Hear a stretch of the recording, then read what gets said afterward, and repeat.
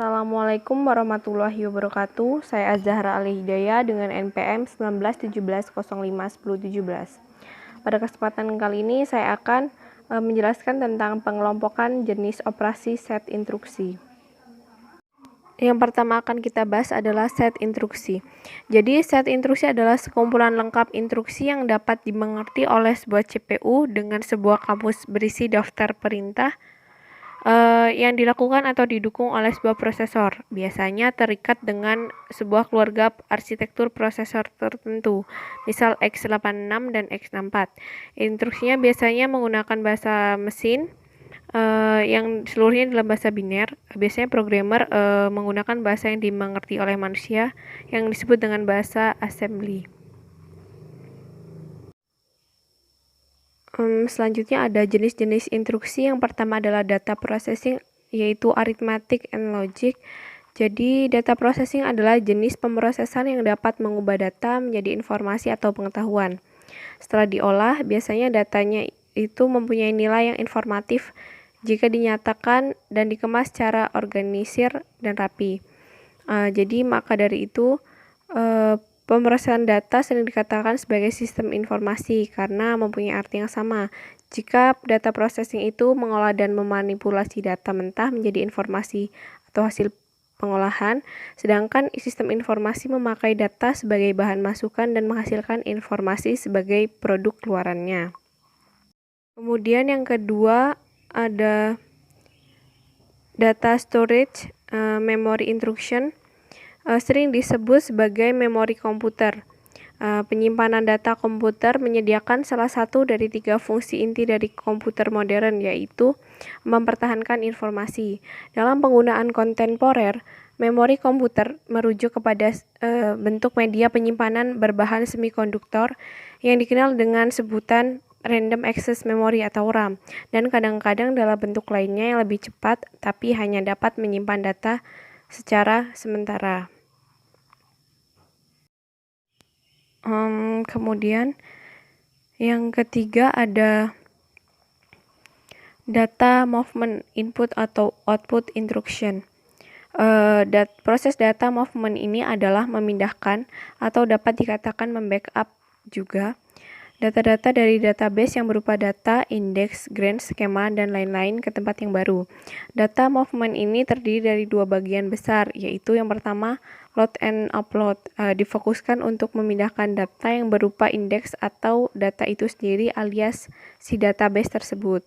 Kemudian yang kedua, export dan import. Ini memindahkan data secara lengkap, mulai dari grant, skema, dan seluruhnya. Kemudian yang keempat,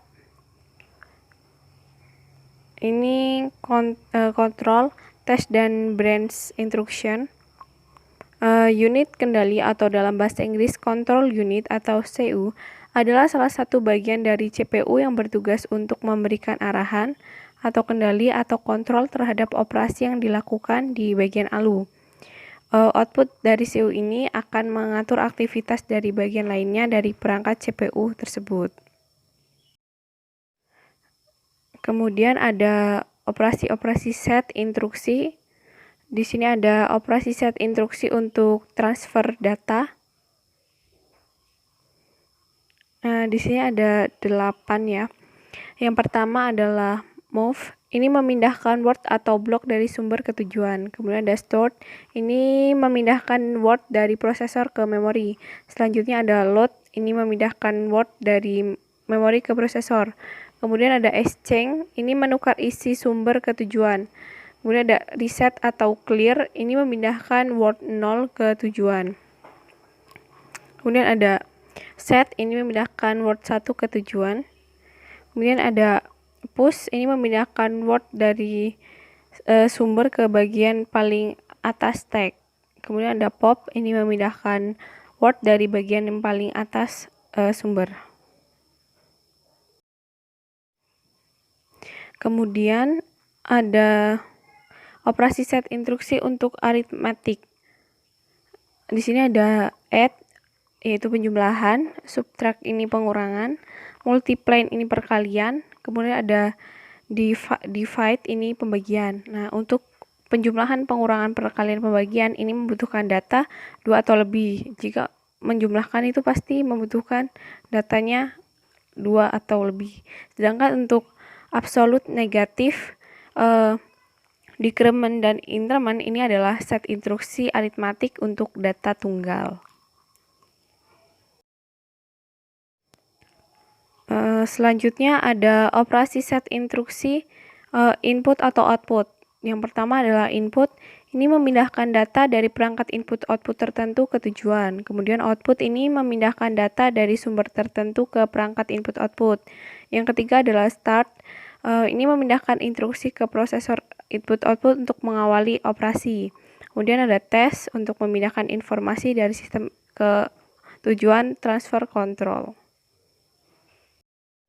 Kemudian selanjutnya ada operasi set instruksi untuk transfer control.